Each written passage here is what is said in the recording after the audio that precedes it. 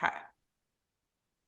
Hey, everybody. Welcome to the Prep Life Podcast. This is your founder and CEO of Glam Girl Bikini, Amy Anger. And today I'm joined by the fabulous Leemarie Hostetter. Welcome to the show, Lee. Hi, everyone. All right. So today we are going to do another episode of Overrated, Underrated. So we're going to try to do a better job. I felt like last time we did this, there were pauses. So if you weren't watching it on YouTube, it was kinda like, "Okay, there's some dead air, I have no idea what that's showing," so we're gonna try to say what they are and show at the same time so that our audio listeners can listen in and the viewers can see it. So we're gonna go over some common, topics that are included with, controversial issues, I guess, for lack of a better word, when it comes to gym. So, do you wanna get us rolling with the first one? Yes. Okay. So the first one that we're going to talk about is lifting heavy. And I'm going to say Alright, it is overrated. alright. I'm gonna say it's underrated, so you go first as to why Okay. it's So overrated. this is why, in my experience, I come from a strength training background. And when I competed in powerlifting, the whole goal of your training is to lift as heavy as possible. And the way that you do that is by practicing good technique and using leverage and momentum and technique to lift the most amount of weight off the floor with proper form just to get a number on the competition floor. And it has much less to do with mind muscle connection, with really focusing on building that muscle. And so when I actually went lighter with weights and worked on things like supersets and burnouts and reps to failure and, progressive overload, mind muscle connection, I actually started building more muscle as a bodybuilder that actually Mhm. helped transform my body in the gym. So that's why I would say lifting heavy is overrated, just coming from that background for bodybuilding. Yeah, and I'm totally on the same page with you. So whenever my mind goes to lifting, I'm always with that hypertrophy goal, right? Because I don't have a background in powerlifting, which is more about, like you said, force that you're putting on an object and things like that. So it's not about hypertrophy where you're actually trying to grow the muscle in size and that time under tension, right? But something that the reason why I said that it's underrated is that until recently, um, I didn't realize how light I was actually going. I've kind of used this new approach where I have an accountability coach that is looking over my actual weights that I'm lifting, and with the caveat that I'm lifting in a hypertrophy, going for a hypertrophy goal. So hypertrophic goal, and I'm putting that timer at attention. I'm using proper technique to do so, but I'm lifting much heavier than I had in the past. And I think, like, for me, when I think about that lifting heavy being underrated, it's just, I think sometimes we get comfortable and our bodies will naturally want to get to that homeostatic place where they are comfortable. And once I started really pushing the weights and really trying to progressively overload and really see those numbers go up, I realized how much I was actually capable of and how low I was kind of like setting the bar. Um, so yeah, that's why I say it's overrated. But I think we're both kind of like on the same page with that, Yeah, even though I feel like we I go was at the opposite. extreme on one end. You were probably at the Yeah. extreme on the other end. And so we met in the middle. Yes, yes. Yeah, I was lifting too light for sure. All right. The next one is muscle soreness. All right. I'm going to We say are in overrated. agreement. For Yes, those of we you are that are both not on YouTube, I can't. I'm like, overrated. which way does this go? So overrated. All right. Okay, so muscle soreness for me, as long as you are lifting in a progressive overload, you're going to make progress. Some days you might be more sore than other days, but I wouldn't say that's an indication of a good workout. And I also don't think that you need to chase that muscle soreness. Agreed. It's pretty much, I'm on the same page. I think you will find that you will get muscle soreness, especially if you've taken an extended period off and your intensity is really high in the gym. But you could still have really high intensity and not get sore and have a good workout. So I think that's overrated in most cases. All Okay. right. So the Especially if you're doing a good job on recovery and Mhm. prioritizing that. So, Absolutely. All right. So our next one is working out every day. Overrated. overrated. Oh. Yes. Yeah, so I'll go first on this Yeah. one. I just used to be this person, team every day, and it just again, it's kinda goes back to what I was saying in the first part about, like, not lifting heavy enough. I think that you're always gonna go at about, like, 80 to percent or less if you're not taking full rest days. I mean, I was even of the camp that, 7 days a week, and then I backed off to, like, 6, and now I'm to 5, and I feel like because my intensity and my lifting is so intentional that I actually need 2 days off, a week, and then it makes me a lot sharper when I actually am in the gym, so I'm not just doing, like, a low level average where I'm kind of, like, excelling each time and really getting better. Mhm. Yeah, I read a quote one time that is if you never feel like you need a rest day, you're not working out hard enough in the gym. And Yeah, I think there's that's a true. give and take with that because if you aren't Sure. resting, you are going to be giving your, I mean, you said 80%. I think a lot of people are getting in the gym and giving Maybe less. 60%, like even Yeah, less. And so you're just always working out at that 60% because mentally you think you can't skip a day. But if you yeah, actually worked out at like 95, 100% in the gym, you would need that day off to recover. So that's absolutely. Alright, training to muscle failure. underrated. I have my green thumb. You kinda Yeah, threw me off because yours are both red, aren't they? yeah, some of the markers I could find. I'm underrated as well. I agree.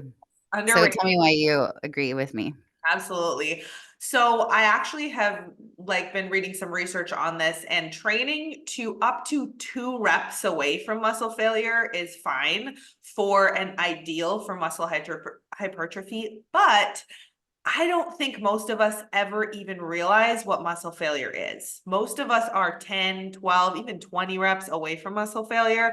Most of us are not actually hitting technical failure. So either your form goes or your muscles actually stop working. So like you're trying to press and you think you're going up and you're actually going down, like failing. And so by training that close to failure or to failure, you actually kind of realize how hard you can push yourself in the gym rather than pushing yourself at your 60%. Yeah, and I think we need to explain what technical failure is and the difference between that and mechanical failure. So can you elaborate on what you're mentioning? Right. So technical failure would be if you lose form. So let's say you're doing bicep curls and you start swinging the weight around, and you can't see me here, but I'm really like kipping back and forth to try to swing the weight up. That would be like an example of technical failure where you're not actually training to failure in that muscle because now you're recruiting other muscles and using momentum versus what was the other one you said? So technical failure or mechanical failure? Mechanical. So mechanical Yeah, failure would be if you were doing a bicep curl, like a preacher's curl on a machine or up against a wall where you couldn't activate you couldn't use motion or momentum to do it. And you actually went to failure until your bicep muscle, the muscle that you're trying to work in a curl, failed on you. okay.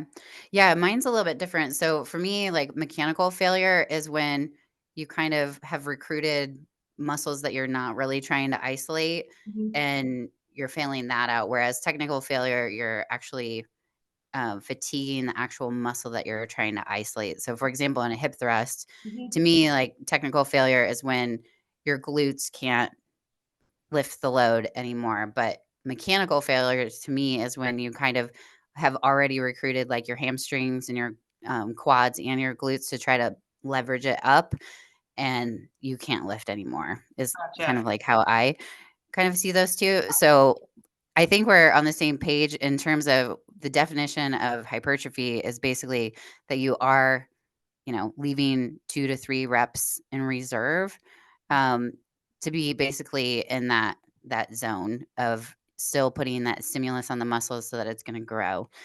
All right, so training compound lifts as a bodybuilder. I agree, Overrated. overrated. Yes, we are Overrated. both on the same page. So I think, and the majority, I would guess the majority of our listeners are in the bikini or wellness categories. And I think compound lifts, maybe more with wellness, you might use them, but I mean, they recruit the whole body. I don't think it's quite as specific to the bikini look and muscle development to do things like squats or, cleans, maybe even overhead press, where you could do things like Arnold press with dumbbells or lateral raises or hip thrusts or things that are more specific to glutes, hamstrings, shoulders, back, the muscles that we need to work on to create that bikini shape. Is that kind of what Yeah, you're saying? and when I say, the difference between a compound lift and an auxiliary lift is, auxiliary lift, you're isolating one muscle group, like you were saying, like with a bicep curl. And then your compound movements are your multi-jointed movements. So in bikini, I would say the most popular ones are like a sumo deadlift, um, an RDL, and some would argue, and even Brett Contreras, I don't know if he is. I was just listening to a podcast about whether or not he thinks that it's a multi-jointed movement for the hip thrust. Mhm. But anyway, you get what I'm saying. There's multiple lifts in bikini that are very beneficial to getting like that, that glute separation and tie-in area developed that are essential. So I think that but like you said, we're not going to use like power cleans, or we're not going to do a lot of bench pressing and things like that. So, um, yeah. So I think that's why it's kind of like a little bit of a mixed answer on that one, but okay. I think also it's important to note that we're not saying just because something is overrated means you should never do it or it's bad. Exactly. It's Yeah, maybe overused or we focus on it more than we maybe need to. exactly. Yes. Very Okay, good point. so. All right. So step goals. I'm going to say that they are overrated. Oh, and I am saying they're underrated. So for me, I just know for me personally, I lean out fat. Like I will make progress if we bump my steps up in a prep, and keeping my steps and activity high will lean me out. I think it's and maybe it's just because I never really thought about it or tracked it until I started prepping. But to me, it kind of blew my mind what a difference a step goal can make. I think for some people that are just naturally active during the day, it might be overrated. It might not even matter. But for people that have desk jobs or just kind of stand around, are not even aware of, have maybe they work from home, having a step goal can make a huge difference. It's easy on your body. You don't have to have recovery on, it's not hard on your joints or whatever to go out for a walk, and it's really good for burning calories. Yes, I think you're totally right in that regard. I do think that, like when it comes to making adjustments too, though, it's important to, when we look at cardio and we're adding that in, to remember what their lifestyle is. I think that's what your point is a really good one. Because if they're a desk job worker, it's going to be a totally different story. When you're adding in cardio, it's going to really make a big impact. So just keeping in mind, those things, like what's their baseline. That I always ask clients that, especially when they're first starting, is like, what is your average daily steps like right now? And Mhm. then as long as we're using that to tinker and, um, it's going to organically, your steps are going to go up if you're getting your cardio adjusted up, and vice versa. So yeah, I can see what you're saying where it could be underrated, especially I think before the age of having watches and things like that. Um, as a coach, it was hard, like from a data standpoint, to be able to understand like why is this person not losing when I'm increasing the cardio. And so what can happen with competitors is their everyday movements kind of go down as their cardio goes up, sometimes as kind of like a checks and balances with their body, Mhm. so they don't intentionally move less when they're on less calories and their cardio has been increased, but their everyday activities can sometimes downregulate. So I think you're totally right. It's underrated in that regard because, before we had the data of steps, we couldn't really understand sometimes, like, why when we were making adjustments, nothing was happening, and it was because they were kind of, like, pushing really hard maybe in, like, their cardio, and then the rest of the day, they were kind of a sloth, so I think you're right there. So I changed my answer if that's I allowed. love it. Okay, so the next one is machines. So we're thinking machines in the gym. And Yeah, I'm gonna say underrated. underrated. I so is when we say underrated, do we like them? Are we on team machines? Is that what you're saying? Well, Yes, okay, I'm on team okay. machines.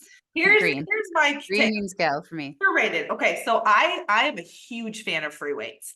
I don't think machines are better than free weights.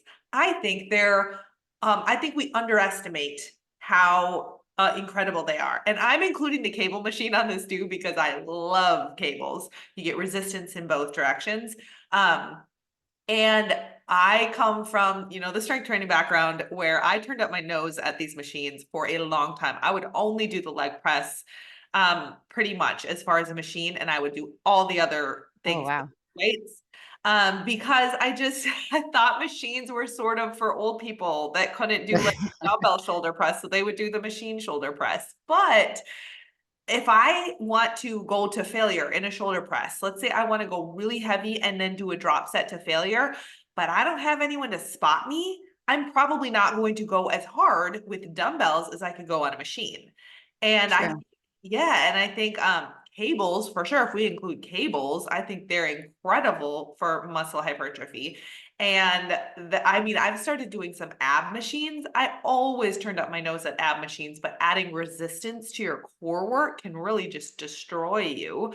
And you can really work on progressive overload with, not just doing 20 crunches, 3 by 20, whatever, day after day, week after week, month after month. And so I've completely changed to kind of turning up my noses at machines in general to really giving them credit. Now, I still do a lot more with free weights, I think, than machines, kind of just depending on the day, or even maybe 50-50. But I've definitely changed my mind on machines. Yeah, I mean, there's certain machines that you just can't go without, in my opinion, like a hamstring curl. You just I mean, why would you do it with a dumbbell or something? It'd There's be nothing completely like it. awkward. And then also, like, an abduction machine to get the upper glute developed. Those are just key components for sure. Alright, let's do the next one. What do you got Okay, we for got us? group fitness classes, group fitness classes, okay? I'm gonna go thumbs down on these. Yeah, They're overrated. They're That's my overrated. opinion. Yep. So I just think that with bodybuilding in general, this is not for the general public. If you enjoy a group fitness class, I enjoy one every once in a while, but your training is going to be very specific to you, to your Mhm. goal, to your body, to the muscles that you Preach. need to develop, to your judge's feedback. You need to be doing specifically programmed workouts by your prep coach for you. Yeah, and I mean, it wouldn't be the unicorn prep without that because we do not produce cookie cutter plans. I mean, your program looks totally different, even though you're going to have similar movements in bikini. I mean, it's, the category, there's a division standard, but everyone's going to have a lagging body part areas that they need to really like bring up. And then they may have parts that are more dominant. And in a symmetrical world, as bodybuilding is, it's so important to have specific movements to you. And a lot of these times, the instructors, they're just trying to make it safe for the general public. And yes, some good group exercise instructors will give you like levels and modifications, but what if it's not really going to serve you in your bikini goals? I mean, it's such a specific type of sport that we're training for that those classes, unless like you said, you're going for just maybe like to mix up your cardio or something like that. But you never know what that instructor has in store. So it just makes it very, shooting blindly and could be like a waste of your time, really. Well, I mean, if it's fun and you're in your improvement season and Yeah. and your coach is cool with it, go do them. I do them. Yeah. Exactly. It's great. Okay. Yep. Agreed. We're on the same page. So we have the next one is mobility. And I think that that's underrated. So Same. Yep. I like Underrated. it. I'm team green. Thumbs up on mobility. I I don't think people remember do it enough. especially for me and my personal, I remember working with you on my hip flexor mobility and glute engagement. And when I realized that I needed to work on hip flexor mobility and warm up my hip flexors and activate my glutes before a workout, I think that helped me a lot with range of motion, with muscle activation for glutes. That's just my personal experience. I don't know if you have experience personal testimonies around. Yeah, I do for my shoulders. So I have highly developed traps and they get very tight. I think from like just years of softball and volleyball. And so I've learned to release my traps before I start working on my delts. And if I don't do that, my traps will overpower. But since I've been able to release my traps before my workouts, it really helps a lot. And you were talking about the hip flexor. So a really good way to take it even further than just like a psoas stretch, or I mean, people would be calling it like a lunge, basically, is what it looks like, or a warrior one in yoga, where you're pressing your hips forward, you're standing upright. Um, Taking that a step further, if you put one of those, like on a cable, if you kind of wrap around underneath the crease of your glute ham and pull against it, then it can really get that range of motion in that hip flexor, and then also foam rolling those. So what I noticed on you is you weren't completely locking out at the top and doing a pelvic tilt when you were doing your hip thrust when we were kind of working together with the EMG.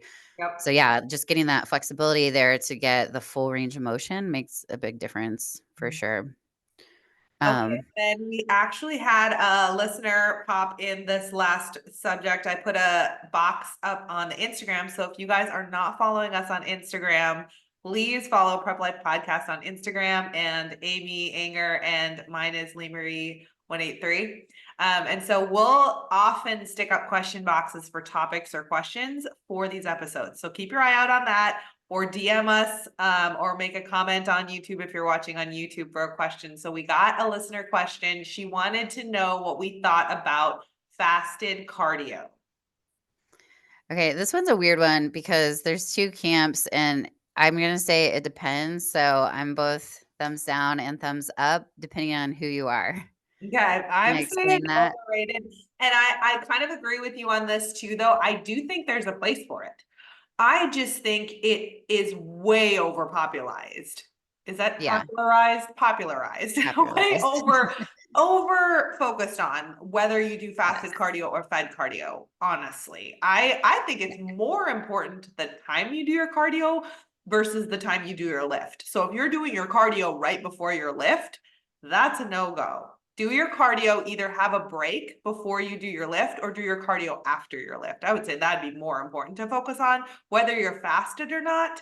For cardio, I would say doesn't really matter as much until you get deep into prep and there's a purpose for it, or even if you're in prep and there's a purpose for it. And I think a couple of purposes that would be really helpful are, um, if you're trying to keep your food in a certain window, and so you do your cardio first and you do it fasted, to push back your eating window. I've definitely done that before if I'm on super low calories. I don't know if do you have other reasons you would do fasted cardio? So so here's why I said it depends. So I want to explain that because the research that's out there is basically if you do fasted cardio, you burn more fat while you're doing fasted cardio, but then you basically like it's glucose and Mhm. fat flip-flopped and it ends up evening out. So if you do it, post, you're burning more glucose. And then when you're not doing cardio, you're burning more fat. So it's vice versa. So from a fat loss standpoint, there's really not a superior one, but for me, it depends on what kind of cardio you're doing. So if Mhm. I'm prescribing HIT for one of my clients, I'm never going to get them fasted HIT because you should not be doing that on an empty stomach. That should either be after your workout or later in the day, or at least after you've eaten a meal, Mhm. because it should be fed. Whereas LISS, MISS, or steady state, whatever way you want to say it, so low intensity, moderate intensity, those are fine to be fasted. And, like if I'm doing my incline walking, I'm doing it fasted for reasons like you were saying, It works with my schedule to get it done first thing, so it gets done.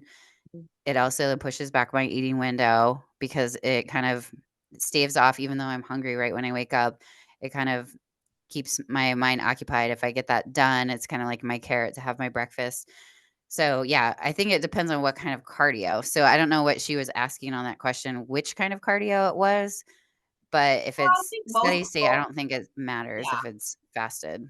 I think most people do think about steady state like a machine or something when they say fasted cardio. But I want to clarify because we are so, I mean, both of us are like this. We have strong opinions on doing hit cardio fed, but clarify why and why we don't want to go like catabolic with that. Like clarify why you would say don't ever do that fasted. Yeah, well, for one thing, I mean, just it's a different energy source. So it's an instead of an aerobic where you're utilizing oxygen, it's more of a like an anaerobic. When you're doing that high burst, you're burning a lot of glucose. So from the standpoint of just having like the energy to do it, Mhm. for one, it is more intense. So from a recovery standpoint, I think it's important to have food on in your system. So those are my reasons. Did you have an additional one? No, I definitely think those are the reasons. I just have an example. So I used to Oh, coach okay. boot camp classes, which are basically a 45-minute hit cardio class. Yes, we do strength training, but basically you're trying to burn a lot of calories. You're trying to keep your heart rate up. It's a hit class.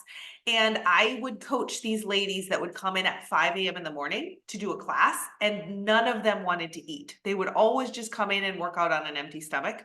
I started coaching them with nutrition and having them eat a little bit on the way in. Now, these ladies were not bodybuilders, and so it was lifestyle, but even having just a little bit of fast digesting carbs, like a banana or half a protein bar or something before they did the workout, they would start burning more calories because they had that fuel, that energy. And so they would be shocked that they would burn so many more calories in a workout because they were doing that well fueled. So there's just an example for you.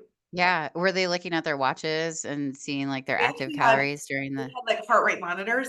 And so Oh, that okay. was a big thing with I told them like this is not an accurate number, but you can Sure. gauge. But it's apples to apples. Right, exactly. If you usually burn 400 calories in a session and all of a sudden you're burning 556, that's progress. Yeah, absolutely. No, I like that. And that hits us at the 30-minute mark. So that was all of our questions. We timed that just right. Perfect. Um, so we are headed tomorrow. We're leaving for Orlando. We're going to the women's NPC workshop. And I'm so excited. So I'm sure a lot of listeners will probably be there on Saturday. Be sure to, say hello. We always like listening or meeting our listeners and getting photos with them as well. So please don't hesitate to introduce yourselves. And if you would like to apply for your unicorn prep, you can go to glamgirlbikini.com and hit the get started button and apply there. And if you would like to follow us on Instagram and tag us, please, in your story if you listened in. We're at Prep Life Podcast or at Glam Girl Bikini. And as always, we like to keep this podcast ad free. So if you want to pay it forward to other listeners that are interested in similar topics as you, please don't forget to leave a rating and a review. We sure appreciate it.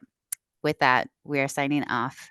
This is your founder and CEO of Glam Girl Bikini, Amy Anger. Thanks for listening, guys.